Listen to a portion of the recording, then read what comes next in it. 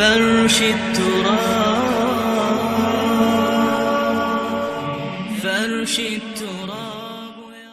الحمد للہ رب العالمین والصلاة والسلام علی سید الانبیاء والمرسلین اما بعد فاعوذ باللہ من الشیطان الرجیم بسم اللہ الرحمن الرحیم. الحمدللہ ہمارا درس مشکات کا سلسلہ جاری و ساری تھا، لیکن کچھ وجوہات کی بنا پر یہ درمیان میں منقطع ہو گیا اور اس کو ہم جاری نہ رکھ سکے. تو اللہ کی رحمت سے امید ہے کہ دوبارہ نیت کی ہے اور ارادہ کیا ہے کہ اس کو اب کنٹینیو کریں گے. تو سابقہ جو حدیث پاک ہم نے بیان کی تھی، اس سے آگے جو مشکات شریف میں حدیث پاک موجود ہے تو اس کو انشاءاللہ تبارک و تعالی سننے کی سعادت حاصل کرتے ہیں. اللہ پاک کی بارگاہ میں یہ سب سے پہلے دعا ہے کہ اللہ تعالی ہمیں اسے پایا تکمیل تک پہنچانے کی توفیق عطا فرمائے. آپ احباب سے بھی یہی گزارش ہے کہ جو سننے والے ہیں وہ بھی دعا گو ہوں کہ اللہ پاک ہمیں توفیق دے کہ اس کو ہم پایا تکمیل تک پہنچائیں اور درمیان میں آنے والی تمام آزمائشیں جو ہے نا وہ اپنے کرم سے رب کائنات دور فرما دے. آج جو حدیث پاک آپ کے گوش گزار کی جائے گی یہ حضرت سیدنا ابو ہریرہ رضی اللہ تعالی عنہ سے مروی ہے. فرماتے ہیں قال رسول اللہ صلی اللہ علیہ وسلم والذی نفس محمد بیدہ لا يسمع بی احد من هذه الامة یہودی ولا نصرانی ثم يموت ولم يؤمن بالذی ارسلت به الا كان من اصحاب النار. نبی پاک علیہ السلام کا فرمان علی شان ہے. فرمایا کہ قسم ہے اس ہستی کی کہ جس کے قبضہ قدرت میں میری جان ہے. اب یہاں پر جو حدیث پاک کے الفاظ ہیں وہ یہ ہیں کہ والذی نفس محمد بیدہ،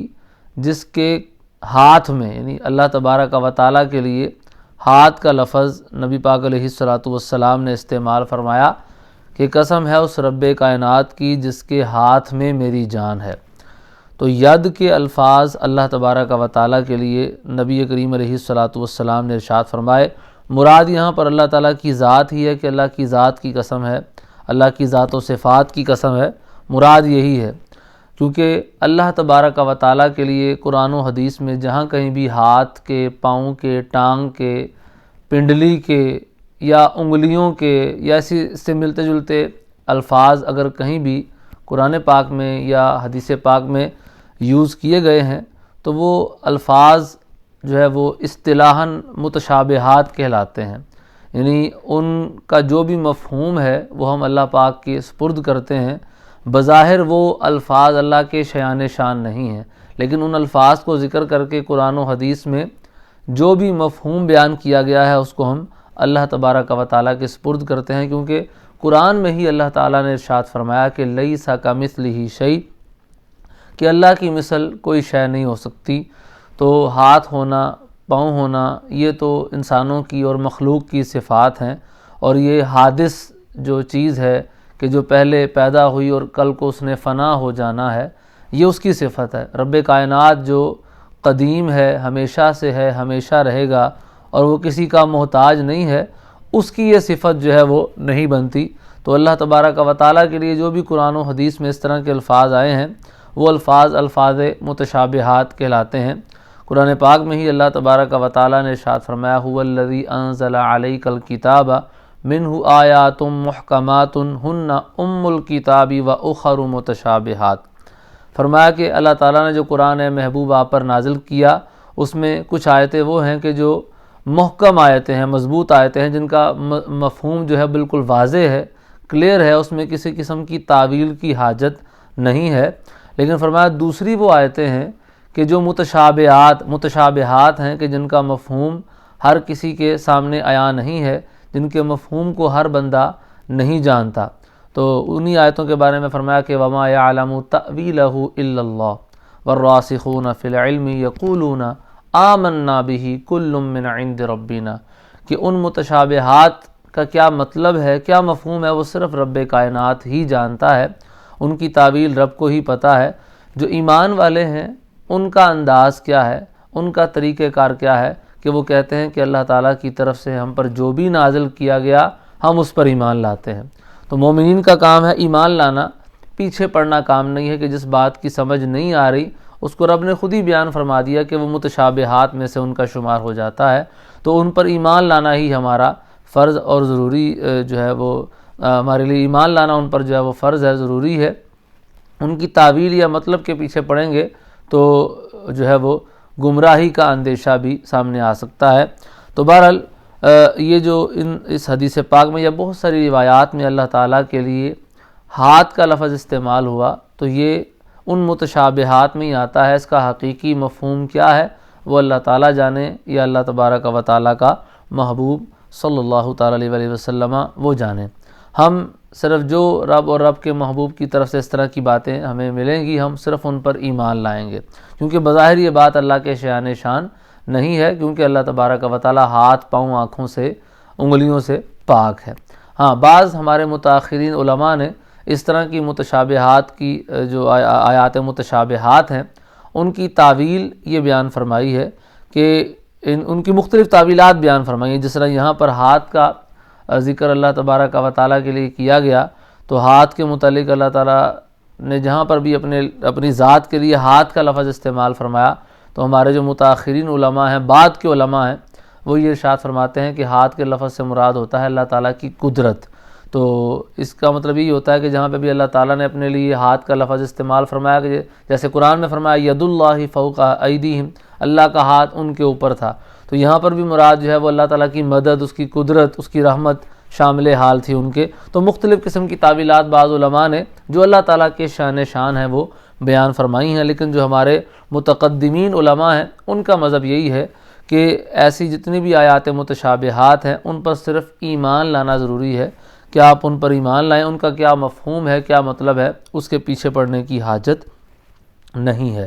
تو بہرحال یہ بھی عقیدے کے حوالے سے ایک اہم گفتگو تھی جو ہمارے ذہن نشین ہونا ضروری ہے، کہ بعض اوقات لوگ اس میں بہت زیادہ دھوکہ کھا جاتے ہیں اور اللہ تعالیٰ کے لیے ہاتھ، کرسی یا عرش، جس طرح قرآن پاک میں ایک اور مثال ہے الرحمن علی العرش استویٰ، کہ رحمان نے عرش پر، اب یہ استواء کا اگر لفظی معنی دیکھا جائے تو وہ ہے کہ رحمان عرش پہ سیدھا ہو کر بیٹھ گیا۔ تو سیدھا ہو کر بیٹھنا یہ بھی مخلوق کی صفت ہے، ہماری صفت ہے کہ ہم کسی جگہ پر سیدھا ہو کر یوں بیٹھ جاتے ہیں۔ رب کائنات اس سے پاک ہے کہ وہ کسی جگہ بیٹھے، کسی جگہ کھڑا ہو، کہ جو بیٹھنا اٹھنا ہے یہ حادث کی اور محتاج کی صفت ہے۔ جو ہم جگہ کے محتاج ہیں تو ہم جگہ پر بیٹھتے ہیں، ہمیں بیٹھنے میں جگہ کی محتاجی ہے، ہم کھڑے ہوتے ہیں تو ہمیں اس جگہ کی کھڑے ہونے کے لیے محتاجی ہے، لیکن رب کائنات ان تمام چیزوں سے پاک ہے۔ تو وہاں پر ہمارے امام اہل سنت امام احمد رضا خان علیہ رحمۃ الرحمن نے یہاں پر بھی اس آیت کریمہ کا ترجمہ بڑا خوبصورت فرمایا، یعنی اس کا مطلب اللہ کے ہی سپرد کر دیا، الرحمن علی العرش استویٰ۔ تو اعلیٰ حضرت امام اہل سنت امام احمد رضا خان علیہ رحمۃ الرحمن اس آیت کریمہ کے ترجمے کو یوں آپ نے بیان فرمایا کہ رحمان نے عرش پر استواء فرمایا، یعنی یہ نہیں فرمایا کہ سیدھا ہو کر بیٹھ گیا یا کوئی اور بھی مفہوم جو اس لفظ کا بن سکتا ہے وہ نہیں ذکر فرمایا، بلکہ جو لفظ قرآن میں ادا ہوا ترجمے میں بھی اسی کو بیان فرمایا کہ رحمان نے عرش پر استواء فرمایا۔ اب اس استواء سے اللہ کی کیا مراد ہے اللہ تبارک و تعالیٰ ہی جانے، جو بھی مراد ہے وہ یقیناً اللہ کے شان ہے، اور رب جانتا ہے، رب کا رسول صلی اللہ علیہ وسلم جانتے ہیں۔ ہمارے لیے چونکہ یہ آیات متشابہات میں سے ہے تو ہمارا صرف اس پر ایمان لانا ضروری ہے۔ تو یہ ایک دو مثالیں بھی میں نے بیان عرض کر دیں، تو وگرنہ جتنی بھی آیات ہیں جس میں اس طرح کے تذکرے یا جتنی بھی احادیث ہیں جس میں اس طرح کے تذکرے موجود ہیں کہ کوئی ایسا لفظ ذکر ہوا کہ جو بظاہر اللہ کے شان نہیں ہے، تو وہاں پر اس کا جو بھی معنی ہے وہ اللہ اور اللہ کا رسول جو اللہ کے شان ہے وہ جانے۔ یا پھر بعض میں نے عرض کیا کہ متاخرین علماء ایسے تمام الفاظ کی کوئی نہ کوئی تعویل کرتے ہیں، جس طرح کہ میں نے یہ جو قرآن پاک کی آیت کریمہ ذکر کی ہے الرحمن علی العرش استویٰ، اس پر بھی ہمارے متاخرین علماء نے دلوں کی تسلی کے لیے یہ تعویل بیان فرمائی ہے کہ رحمان نے عرش پر استواء فرمایا۔ اس کا مطلب اور مفہوم یہ ہے کہ رحمان نے عرش پر غلبہ پایا۔ استواء کا ایک معنی غلبہ پانا بھی ہوتا ہے کہ کسی کا کسی دوسری چیز پر غلبہ ہو جانا۔ بہرحال اس کی بہت ساری مثالیں اکٹھی کر کے بیان کی جا سکتی ہیں، لیکن لب لباب اور خلاصہ وہی ہے جو میں عرض کر چکا کہ جتنی بھی ایسی آیات آتی ہیں کہ جن کا بظاہر مفہوم اللہ تعالیٰ کے لیے درست نہیں ہے، وہ آیات متشابہات کہلاتی ہیں۔ اس میں سب سے مضبوط مسلک اور مذہب یہ ہے جو کہ قرآن پاک کے بھی مطابق ہے، وہ یہ ہے کہ ایسی آیات کو اللہ تبارک و تعالیٰ کے سپرد کیا جائے اور اس میں کسی قسم کی تعویل نہ کی جائے، اور جو بھی اس کا مفہوم ہے وہ اللہ تعالیٰ کی شان ہے، وہ رب تعالیٰ ہی جانتا ہے، یہ ایمان رکھا جائے۔ ہاں، بعض متاخرین علماء ایسی آیات میں کچھ تعویل ایسی کرتے ہیں کہ جو اللہ تعالیٰ کی شان ہے، تاکہ عام لوگوں کا جو ہے وہ دل اس کے پیچھے نہ پڑا رہے اور کہیں ایمان سے روگردانی نہ کر بیٹھے، یا اللہ تعالیٰ کے لیے کوئی ایسی چیز ثابت نہ کر دیں جو اللہ کے شان نہیں ہے۔ تو بعض متاخرین جو بعد کے علماء ہیں، انہوں نے جب لوگوں میں یہ چیز دیکھی تو انہوں نے پھر لوگوں کے ایمان سے وہ نہ ڈگمگا جائیں، ایمان سے دور نہ چلے جائیں، اس چیز کے پیش نظر کچھ ایسی تعویلات ان آیات کی یا ان الفاظ کی بیان کر دیں جو اللہ تعالیٰ کے شان ہیں۔ تو بہرحال یہ امید ہے کہ یہ ایسی گفتگو ہے کہ جو سننے والوں کے کام آئے گی اور عقیدے کو انشاءاللہ تبارک و تعالیٰ مزید مضبوطی عطا کرے گی۔ تو فرمایا کہ اس ذات کی قسم کے جس کے قبضہ قدرت میں میری جان ہے، لا یسمع بی احد من هذه الامتی، فرمایا اس امت میں سے کوئی بھی میرے بارے میں نہیں سنے گا، یہودی ولا نصرانی، وہ یہودی ہو یا نصرانی ہو، ثم یموت، پھر وہ مر جائے، ولم یؤمن بالذی ارسلت بہ، اور ایمان نہ لائے اس چیز پر کہ جس کے ساتھ میں بھیجا گیا، الا کان من اصحاب النار، مگر یہ کہ وہ جہنمی لوگوں میں سے ہوگا۔ یعنی اس حدیث پاک میں نبی کریم علیہ الصلاۃ نے یہ بیان فرمایا کہ اس امت میں سے کوئی بھی ایسا شخص کہ جو مجھ پر ایمان لانے کی دعوت کو سنے، یا میری تبلیغ یا میری رسالت کے متعلق سنے، میری نبوت کے متعلق سنے، اب وہ کوئی بھی ہو اور وہ مجھ پر ایمان نہ لائے، اگر اسی حال میں وہ دنیا سے چلا جاتا ہے تو یقیناً وہ اہل نار میں سے ہوگا، وہ اصحاب جہیم میں سے ہوگا، وہ جہنمی لوگوں میں سے ہوگا۔ اب یہاں پر ایک چیز یہ جو ہے نا وہ قابل غور ہے کہ نبی پاک علیہ الصلاۃ نے خاص طور پر یہودی ولا نصرانی، کہ یہودی ہو یا نصرانی ہو، دو گروہوں کا تذکرہ فرمایا، حالانکہ کفار میں سے کوئی بھی ہو، وہ بت پرست ہو، مشرکین میں سے کوئی ہو، آتش پرست ہو، یا کسی بھی قسم کا وہ کافر ہو، دہریہ ہو،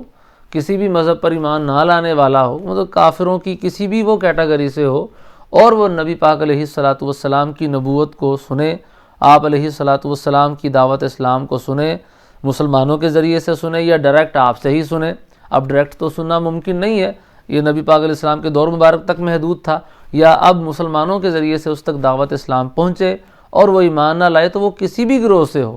یہودیوں اور عیسائیوں کے علاوہ بھی وہ اگر کسی گروہ سے ہو اور وہ ایمان نہیں لاتا تو وہ یقیناً جہنمی ہی ہے۔ تو یہودیوں اور نصرانیوں کا خاص طور پر یہاں پر کیوں ذکر کیا گیا؟ تو اس کی وجہ یہ علماء نے، شارحین نے بیان فرمائی کہ ان کا کفر کرنا،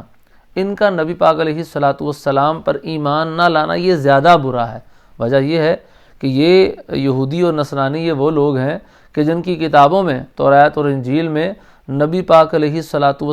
کی ایسی شانیں بیان کی گئی ہیں اور اتنی کثرت سے بیان کی گئی ہیں کہ قرآن یہ کہتا ہے کہ یعرفونہ کما یعرفون ابناءہم، کہ یہ لوگ نبی پاک علیہ الصلاۃ کو یوں پہچانتے ہیں جیسے اپنے بیٹوں کو پہچانتے ہیں۔ یعنی اتنی شانیں اللہ تبارک و تعالیٰ نے ان کتابوں میں نبی پاک علیہ الصلاۃ کی بیان فرمائیں، اور نبی پاک علیہ الصلاۃ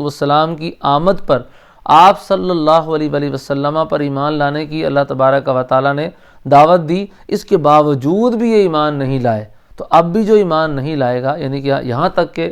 اب بھی جو ان کی تحریف شدہ کتب ہیں، ان کے بھی بعض چیپٹرز میں، بعض ابواب میں نبی پاک علیہ السلام کی شانیں اب بھی مل جاتی ہیں، تو اس کے باوجود بھی اگر یہ لوگ ایمان نہیں لاتے تو کتنے بدبخت لوگ ہیں۔ تو ان کا کفر اس اعتبار سے زیادہ قبیح ہے، برا ہے، کہ یہ نبی پاک علیہ الصلاۃ کو جاننے پہچاننے کے باوجود بھی ایمان نہیں لاتے۔ تو اس لیے خاص طور پر اس حدیث پاک میں نبی پاک علیہ الصلاۃ نے ان کا ذکر فرمایا۔ تو بہرحال اس میں اللہ تبارک و تعالیٰ کی بارگاہ میں سب سے پہلے یہ دعا ہے کہ اللہ تعالیٰ ہمیں ایمان پر استقامت عطا فرمائے، اور جو لوگ ایمان نہیں لائے ابھی تک، اللہ پاک ان کو بھی ایمان لانے کی توفیق عطا فرمائے۔ تو یہ اللہ کا شکر کرنا چاہیے کہ اللہ تعالیٰ نے ہمیں گروہ مسلمین سے بنایا اور نبی پاک علیہ الصلاۃ والسلام کا امتی بنایا۔ اللہ تعالیٰ ان لوگوں کو بھی یہ توفیق دے کہ جو نبی پاک علیہ الصلاۃ والسلام کی رسالت کو، آپ کی نبوت کو سنتے ہیں اور ایمان نہیں لاتے، ان کو بھی اللہ تعالیٰ ایمان لانے کی توفیق عطا فرمائے۔ وغیرہ اس حدیث میں واضح طور پر بیان فرمایا کہ جو حضور کی جو ہے وہ نبوت پر، رسالت پر ایمان نہیں لائے گا وہ یقیناً جہنمی ہوگا۔ اللہ تبارک و تعالی ہمیں ان باتوں کو یاد رکھ کے دوسروں تک پہنچانے کی توفیق عطا فرمائے۔ آمین بجاہ النبی الامین صلی اللہ تعالی علیہ وسلم۔